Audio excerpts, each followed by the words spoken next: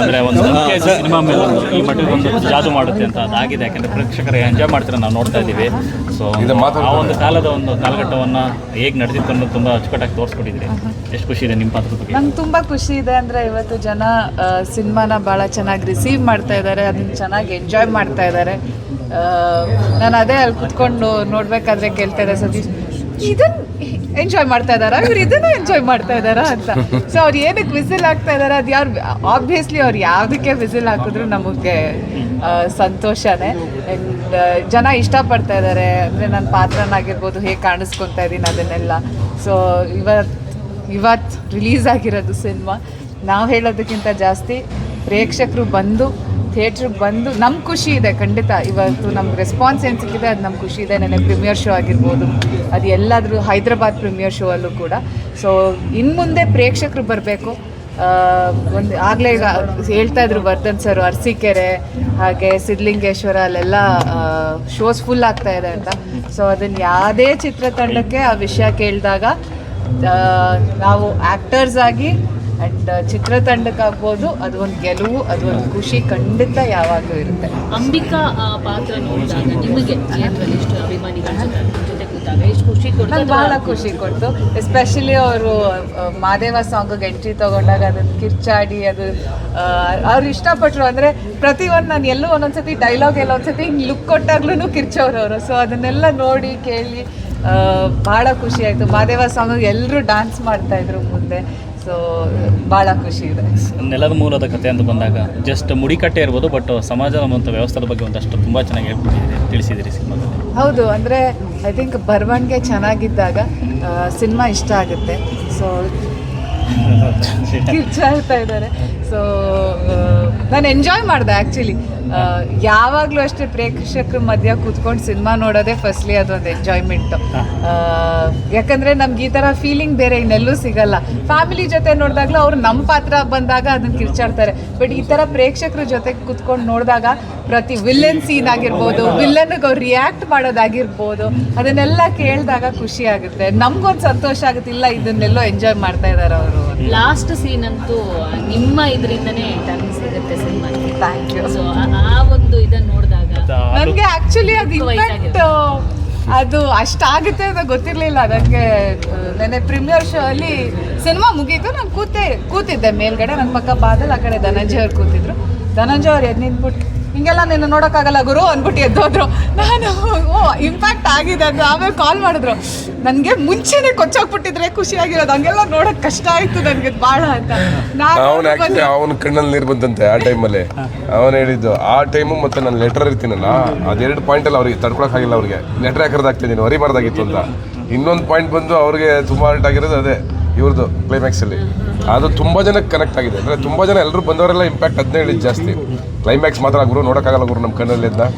ನಮ್ಮ ಮನೆಯವರು ಫ್ಯಾಮಿಲಿ ಆಡಿಯನ್ಸ್ಗೆಲ್ಲ ಹೆಣ್ಮಕ್ಳುಗಳೆಲ್ಲ ಸಿಕ್ಕಾಪಟ್ಟೆ ಇಷ್ಟ ಆಗ್ಬಿಟ್ಟಿದೆ ಆ ಪಾಯಿಂಟ್. ನನಗೆ ಎಷ್ಟೋ ಜನ ಹೇಳಿದ್ರು ಹಿಡ್ಕೊಂಡು ಈಗ ಅನ್ಕೊಡ್ಬೇಕಿತ್ತು ಅವ್ರಿಗೆ ಹಂಗೆ ಮಾಡಿದ್ದು ಅಂತ. ಸೊ ಅದು ಇಷ್ಟ ಆಗಿದೆ ನನಗೆ. ಆ್ಯಕ್ಚುಲಿ ಮಾಡಬೇಕಾದ್ರೆ ಎಲ್ಲರೂ ಕೇಳ್ತಾರೆ, ಓ ತುಂಬ ಬೋಲ್ಡಾಗಿ ಡಿಸಿಷನ್ ತೊಗೊಂಡ್ರಿ ಅಥವಾ ಮಾಡ್ಬೇಕು. ನಾನು ತುಂಬ ಖುಷಿಯಿಂದನೇ ಮಾಡಿದೆ. ನಂಗೆ ತುಂಬ ಎಕ್ಸೈಟ್ಮೆಂಟ್ ಇತ್ತು, ಹೊಸದೇನೋ ಟ್ರೈ ಮಾಡೋಣ, ನೋಡೋಣ ಸ್ಕ್ರೀನ್ ಮೇಲೆ ಹೆಂಗೆ ಕಾಣಿಸ್ತೀನಿ ಅಥವಾ ಹೇಗೆ ತಗೋತಾರೆ ಜನ. ಅದು ನನಗೆ ಕ್ಯೂರಿಯಾಸಿಟಿಯಿಂದ ನಾನು ಟ್ರೈ ಮಾಡಿದ್ದಷ್ಟೇ. ಏನೋ ನಾನು ತುಂಬ ಆ ಥರ ನಾನು ಯೋಚನೆ ಜಾಸ್ತಿ ಮಾಡಿ ಟ್ರೈ ಮಾಡಿದ್ದಲ್ಲ. ಆ ಪಾತ್ರನಾಗಿರ್ಬೋದು, ಅದು ಆ ಸೀನನ್ನಾಗಿರ್ಬೋದು, ಪ್ರಾಬಬ್ಲಿ ಅಷ್ಟು ಯೋಚನೆ ಮಾಡದೆ ಟ್ರೈ ಮಾಡಿದ್ದಕ್ಕೆ ಇವತ್ತು ಜನಕ್ಕೆ ಅಷ್ಟು ಇಷ್ಟ ಆಗ್ತಾ ಇದೆ.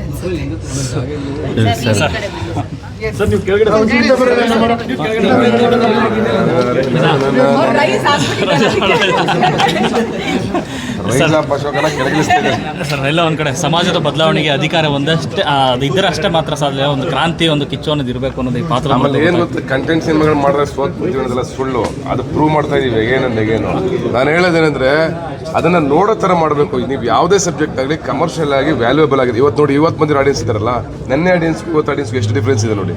ಹೆಂಗೆ ಕಿರ್ಚಾಡ್ತಾ ಇದ್ದಾರೆ, ಹೆಂಗೆ ಕೂಗಾಡ್ತಿದ್ದಾರೆ. ಅಯೋಗ್ಯ 2 ಅದು ಅಯೋಗ್ಯ ಆದಮೇಲೆ ಇದೇ ಥಿಯೇಟರ್ ರಿಲೀಸ್ ಆಗ್ತಾರೆ ನಂದು 2ನೇ ಸಿನಿಮಾ ನರ್ತಕಿ. ಒಂಥರ ಅದು ನಮಗೆ ಬಾಂಡಿಂಗು. ಆದರೆ ನಾನು ಈ ಲೆವೆಲ್ಗೆ ಎಕ್ಸ್ಪೆಕ್ಟ್ ಮಾಡಿರಲಿಲ್ಲ. ಇವತ್ತು ಹೌಸ್ಫುಲ್ ಆಗಿದೆ ಶೋ. ಆ್ಯಂಡ್ ಅವರು ಕಿರ್ಚಾಡ್ಕೊಂಡು ಅಶೋಕ ಅಂತ ಕೂಗ್ತಾ ಇರ್ಬೇಕಾದ್ರೆ ಒಳಗಡೆ ಐ ಆಮ್ ರಿಯಲಿ ಹ್ಯಾಪಿ. ಅಂದರೆ ನಾವು ಮಾಡಿದ್ದೆ ಅವ್ರಿಗೋಸ್ಕರ ಸಿನಿಮಾನ. ನನಗೆ ಸೆಕೆಂಡ್ ಹಾಫ್ ಖಂಡಿತ ಅನಿಸಿತ್ತು, ಸೆಕೆಂಡ್ ಹಾಫ್ ಇವ್ರಿಗೆ ವರ್ಕ್ ಆಗುತ್ತೆ. ಸೆಕೆಂಡ್ ಹಾಫ್ 100% ನಾರ್ಮಲ್ ಆಡಿಯನ್ಸ್ಗೆ ತುಂಬ ಇಷ್ಟ ಆಗುತ್ತೆ ಅಂತ ನನ್ನ ಜಜ್ಮೆಂಟ್ ಕರೆಕ್ಟ್ ಆಯಿತು. ಫಸ್ಟ್ ಆಫ್ ಆಲ್ ಸ್ಟೋರಿ ಕೂರಿಸ್ತಾ ಹೋಗ್ತೀವಿ ಆ್ಯಂಡ್ ಒಂದು ಪಾಯಿಂಟಲ್ಲಿ ಫಸ್ಟ್ ಹಾಫ್ ಅಲ್ಲೂ ಕೂಡ ಎಲ್ರಿಗೂ ಶಾಕ್ ಆಗುತ್ತೆ. ಆ್ಯಂಡ್ ಈ ಸೆಕೆಂಡ್ ಹಾಫ್ನ ಈ ಥರ ಎಂಜಾಯ್ ಮಾಡ್ತಾರಲ್ಲ ಫಸ್ಟ್ ಹಾಫ್ ಸೆಕೆಂಡ್ ಹಾಫ್ ಎರಡೂ ಇದೊಂಥರ ಬ್ರಿಲಿಯಂಟ್ ಆಗಿ ನನಗೆ ಖುಷಿ ಆಯ್ತು. ನನಗೆ ಅಂದರೆ ನಾವು ಮಾಡಿದ ಕೆಲಸನ ಸಾರ್ಥಕ ಆಯಿತು. ಆ್ಯಂಡ್ ನಾನು ಯಾವಾಗಲೂ ಹೇಳ್ತಾ ಬರ್ತಾ ಇದ್ದೆ, ನಾನು ಮಾಡಿದ್ದೀನಿ, ಒಳ್ಳೆ ಸಿನಿಮಾ ಮಾಡಿದ್ದೀವಿ, ನೋಡಿ ನೋಡಿ ನೋಡಿ ಅಂತ ನಿಮ್ಗೆಲ್ರಿಗೂ ಹೇಳಿದ್ದೀನಿ, ನಿಮ್ಗೆಲ್ರಿಗೂ ಹೇಳಿದ್ದೀನಿ ನಾನು. ಅದು 100% ಇವತ್ತು ಪ್ರೂವ್ ಆಗಿದೆ. ಆ್ಯಂಡ್ ಜನರ ಖುಷಿ ನೋಡಿದ್ರಲ್ಲ ನೀವು, ಅವ್ರ ರಿಯಾಕ್ಷನ್ ನೋಡಿದ್ರಲ್ಲ, ಅದಕ್ಕಿಂತ ಖುಷಿ ನಮಗೊಂದು ಬೇರೆ ಇಲ್ಲ. ಆ್ಯಂಡ್ ಎಲ್ಲ ಕಡೆ ಓಪನಿಂಗ್ ತುಂಬ ಚೆನ್ನಾಗಿ ತೊಗೊಂಡಿದೆ. ಹೈದರಾಬಾದಲ್ಲೂ ಚೆನ್ನಾಗಿ ತೊಗೊಂಡಿದೆ ಓಪನಿಂಗು. ಇದು ನಮ್ಗೆ ಖುಷಿಯಾಗಿರೋ ವಿಷಯ. ಆಂಧ್ರ ತೆಲಂಗಾಣದಲ್ಲಿ ಐ ಆಮ್ ವೆರಿ ಹ್ಯಾಪಿ. ಒಂದು ಸಿನಿಮಾದಲ್ಲಿ ಒಂದು ಸೀನಿಗೆ ಅಂತೂ ಫೈಟ್ ಸೀನ್ ಯಾವತ್ತು ನೀವು ಬರ್ತೀರಾ ಅವಾಗ ವಿಸಿಲ್ ಅಂತೂ ಸಿಕ್ಕಾಪಟ್ಟೆ ಬರಕ್ಕೆ ಶುರು ಆಯ್ತು. ಅದಕ್ಕೆ ಕಾಯ್ತಾ ಇದ್ರು ಕೂಡ ಜನ. ಅದನ್ನ ನೀವು ಲಿಟ್ರಲಿ ಈಗ ಅಭಿಮಾನಿಗಳ ಜೊತೆ ಕೂತು ನೋಡಿದಾಗ ವೆರಿ ನನಗೆ ನಾವು ಪಟ್ಟಿರೋ ಶ್ರಮಕ್ಕೆ ಸಾರ್ಥಕ ಆಯ್ತು ಅನ್ಸುತ್ತೆ. ಅಂದರೆ ಆ ಪಾಯಿಂಟ್ ನಾವು ಗೆಸ್ ಮಾಡಿದ್ವಿ. ನಾನು ಯಾವಾಗಲೂ ಹೇಳ್ತಾ ಇದ್ದೆ, ನಿಮ್ಗೆ ವಿಜುವಲ್ ಬರೋ ಪಾಯಿಂಟ್ ಒಂದಿದೆ, ಇಂಟರ್ವಲ್ ಪಾಯಿಂಟೇ ವಿಜುವಲ್ ಬರೋ ಪಾಯಿಂಟು. ಅದಾದಮೇಲೆ ಹೀರೋ ಎಲಿವೇಶನ್ ಆಗುತ್ತಲ್ಲ, ಫಸ್ಟ್ ಯಾವಾಗ ಫೈಟ್ ಸ್ಟಾರ್ಟ್ ಆಗುತ್ತೋ ಅಲ್ಲಿಂದ ನಿಮಗೆ ಬೇರೆ ಲೆವೆಲ್ಗೆ ಎತ್ಕೊಂಡೋಗುತ್ತೆ ಸಿನಿಮಾ ಅಂತಲೇ ಹೇಳಿದ್ದೆ ನಾನು. ಅದು ವರ್ಕ್ ಆಗ್ತಾ ಇದೆ 100%. ಅದು ನನಗೆ ಅದು ಗೊತ್ತಿತ್ತು ಕನ್ಫರ್ಮ್ ಅಲ್ಲಿ ವಿಜುವಲ್ ಬಂದೇ ಬರುತ್ತೆ ಅಂತ. ಅದನ್ನು ನೋಡ್ಬೇಕಾದ್ರೆ ಒಂಥರ ನಮಗೆ ಒಂದು ಇಲ್ಲಿ ಸಿನಿಮಾ ನೋಡ್ಬೇಕಾದ್ರೆ ನನಗೆ ಆಡಿಯನ್ಸ್ ಜೊತೆಗೆ ಪ್ರತಿಯೊಂದು ಕ್ಷಣನೂ ಎಂಗೇಜ್ ಮಾಡ್ತಿದ್ದಾರೆ. ಅಂದರೆ ಆ ಲವ್ ಸ್ಟೋರಿಗೆ ಆಗ್ಬೋದು, ಅವ್ರು ರಿಯಾಕ್ಟ್ ಮಾಡೋ ರೀತಿ, ನಾವಿಬ್ಬರು ಒಪ್ಕೊಂಡಾಗ ರಿಯಾಕ್ಟ್ ಮಾಡೋ ರೀತಿ ಇದೆಯಲ್ಲ, ಅದೆಲ್ಲವೂ ಒಂಥರ ಅಂದರೆ ಮನಸ್ಸಿಗೆ ಒಂಥರ ಅಬ್ಬಾ ನಾವು ಮಾಡಿರೋ ಒಂದೊಂದು ಸೀನು ನಮ್ಮ ಕೆಲಸ ವರ್ಕ್ ಆಗ್ತಾಯಿದೆ ಅನ್ನೋದೊಂದು ಖುಷಿ ಇದೆಯಲ್ಲ, ಅದು ನಿಮಗೆ ಗೊತ್ತಿರುತ್ತೆ. ನೀವೇ ಒಂದು ಕೆಲಸ ಮಾಡಿದಾಗ ನಿಮ್ಗೆ ಎಷ್ಟು ಖುಷಿ ಆಗುತ್ತೆ ಅಂತ.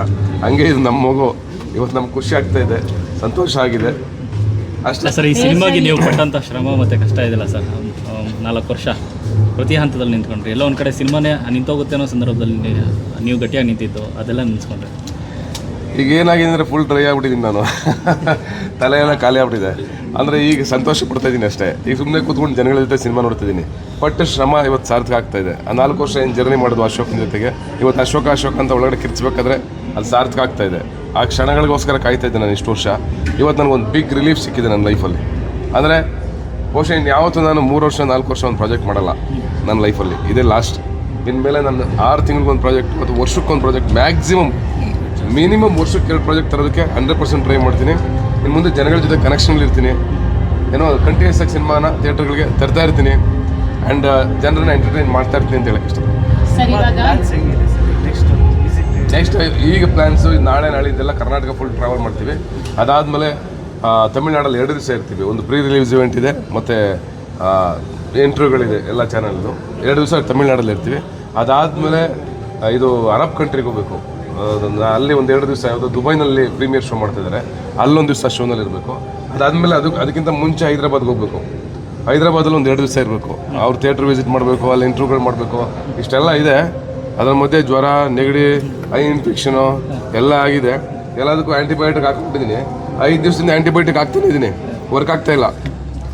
ಅದೇನೋ ಗೊತ್ತಿಲ್ಲ. 5 ದಿವಸ ಆಯ್ತು ನಾನು ಹಾಕಕ್ಕೆ ಶುರು ಮಾಡಿ. ಇವತ್ತು ಲಾಸ್ಟ್ ಡೇ ಆ್ಯಂಟಿಬಯೋಟಿಕ್ಕು ಮುಗಿದು ಫಿನಿಶು. ಇನ್ಮೇಲೆ ಏನೋ ನಾರ್ಮಲ್ಲು ಗಾಗ್ಲಿಂಗು, ಆಮೇಲೆ ಸ್ಟೀಮ್ಗು ಹಿಂಗೆ ಬದುಕಬೇಕೀಗ. ನಾನು ಹೇಳ್ತಾ ಇದ್ದೆ ನಮ್ಮ ನಂದೀಶ್ವರ್ಗೆ, ನನ್ನ ಫ್ರೆಂಡ್ಗೆ, ಅಪ್ಪ ನನಗೆ ಏನಾದ್ರು ಸುಸ್ತಿಸ್ತಾಗ ತಲೆ ಸುತ್ತ ಬಂದು ಬಿದ್ದೋದ್ರೆ ದಯವಿಟ್ಟು ರೆಡಿ ಮಾಡ್ಕೊಂಡು ನಂಬರು, ಆಂಬುಲೆನ್ಸ್ ಹಾಕೊಂಡು ಎತ್ತಾಕೊಂಡು ಹೋಗ್ಬಿಟ್ಟು ನಾನು ಇನ್ನೂ ಬದುಕಬೇಕು ಅಂತ. ಅಷ್ಟು ಒಂಥರ ಡ್ರೈ ಆಗ್ಬಿಟ್ಟಿದ್ದೀನಿ ಫುಲ್ಲು. ಸರ್, ಇವಾಗ ಹೇರ್ ಸ್ಟೈಲಿಗೂ ಒಂದು ಕ್ಯಾರೆಕ್ಟರ್ ಕೊಟ್ಬಿಟ್ಟಿದ್ದೀರಾ ಸಿನಿಮಾದಲ್ಲಿ. ಹೌದು. ಅದೆಷ್ಟು ಅದು ಆ್ಯಕ್ಚುಲಿ ಒಂದು ಕ್ರೆಡಿಟ್ ಗೋಷ್ಟು ಅಂದರೆ ನಮ್ಮ ವಿನೋದ್ ದೊಂಡಾಳೆ ಅವ್ರಿಗೆ ಹೋಗಬೇಕು. ಲುಕ್ ಎಲ್ಲ ಸೆಟ್ ಮಾಡಿದಾಗ ಈ ಮೀಸೆ ಮತ್ತು ಈ ಲುಕ್ಕಿಂಗ್ ಬರಬೇಕು ಅಂತ ನಮ್ಮ ಇಡೀ ಟೀಮ್ ವರ್ಕ್ ಮಾಡ್ತೀವಿ. ಆ ಹೇರ್ ಸ್ಟೈಲ್ ಹಿಂಗೆ ಬರಬೇಕು ಅಂತ. ಅದು ತುಂಬ ಅಥೆಂಟಿಕ್ ಆಗಿ ಬಂದಿದೆ. ಆ್ಯಂಡ್ ನಿಮಗೆ ಅದು ಬರ್ತಾ ಇದೆ, ನೀವು ಹೇಳ್ತಾ ಇದ್ದೀರಾ ಅಂತಂದರೆ ಐ ಆಮ್ ವೆರಿ ಹ್ಯಾಪಿ. ಯಾಕೆಂದರೆ ಎಲ್ಲಿ ಹಳೆದ್ರ ಥರ ಕಾಣಿಸ್ಬಿಡುತ್ತೋ ಈ ಲುಕ್ಕು, ಆಮೇಲೆ ಎಲ್ಲಿ ಇಷ್ಟ ಆಗಲ್ವೋ ಈ ಲುಕ್ಕು, ಜನರಿಗೆ ಹೇರ್ ಸ್ಟೈಲ್ ಇಷ್ಟ ಆಗಲ್ವೇನೋ. ಹೇರ್ ಸ್ಟೈಲ್ ಮೋಸ್ಟ್ ಇಂಪಾರ್ಟೆಂಟ್ ಒಬ್ಬ ಮನುಷ್ಯನಿಗೆ. ನೀವು ಹೇರ್ ಹೆಂಗೆ ಚೇಂಜ್ ಮಾಡ್ತೀರೋ ಹಂಗೆ ಕ್ಯಾರೆಕ್ಟರ್ ಚೇಂಜ್ ಆಗ್ತಾ ಹೋಗುತ್ತೆ. ಒಂದು ಮೀಸೆ ಹೆಂಗೆ ಬಿಡ್ತೀರೋ ನೀವು, ಅದ್ರ ಮೇಲೆ ಕ್ಯಾರೆಕ್ಟರ್ ಚೇಂಜ್ ಆಗ್ತಾ ಹೋಗುತ್ತೆ. ಹಂಗಾಗಿ ಆ ಲುಕ್ಕಿನ ಬಗ್ಗೆ ಪರ್ಟಿಕ್ಯುಲರ್ ಗಮನವಹಿಸಿದ್ವಿ. ಆ ಅಗ್ರೆಷನ್ ಅದೆಲ್ಲ ಕಾಣಿಸ್ಬೇಕು ಅಂತ ಅದೀಗ ವರ್ಕ್ ಆಗ್ತಾ ಇದೆ. Thank you love you all. Thank you so much. Thank you.